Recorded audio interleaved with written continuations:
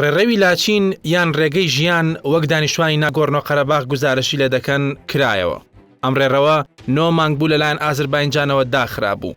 دانیشتوانەکەی کەوتنە دۆخێکەوە تەنانەت نانیش بە ئەستەم دەست دەکەوت.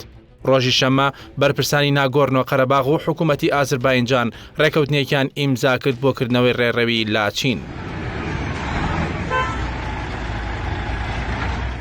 ئەوەش بە مەبەستی ڕێگەدان بە گواستنەوەی هاوکاریە مرۆییەکان لە ئەرمینیاوە بۆ ناگۆرنۆ قەرەباغ یان کوردستانی سوور.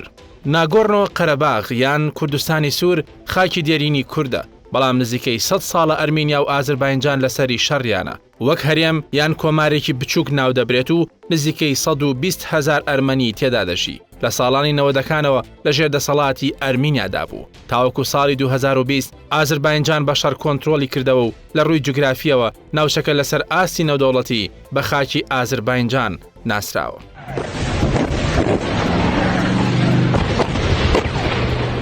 کۆتایی ساڵی ڕابردوو ئازەربایجان خاڵێکی پشکنی لە ڕێڕەوی لاچین دانا و هاتوچۆی بە تەواوەتی سنووردار کرد. بیانۆکەشی ئەوەیە بەو ڕێڕەوەدا چەک بۆ ناگۆرنۆ قەرەباغ گوازراوەتەوە. حکمەت حاجێف ڕاوێژکاری سیاسی دەرەوەی سەرۆکی ئازەربایجانە. ئەو واژۆکردنی ڕێکەوتنەکەی بۆ ئاژانسی ڕۆیتەرز پشتڕاست کردە و ڕایگەیاند پاش واژۆکردنی ڕێکەوتنەکە ڕێڕەوەکە کرایەوە. بەڵام خاڵی پشکنین ئازەربایجان لە ڕێڕەوی لاچین لا نادرێت و تەنها ڕێگە بە گواستنەوەی هاوکاریە مرۆییەکان دەدرێت. بە گوێرەی ڕێکەوتنەکە ڕێگە دەدرێت هاوکاری مرۆییەکان لەلایەن رووسیا و خاچی سووری نەدۆڵەتیەوە بە ڕێڕەوی لاچیندا بگوازرێنەوە بۆ ناگۆرنۆ قەرەباغ.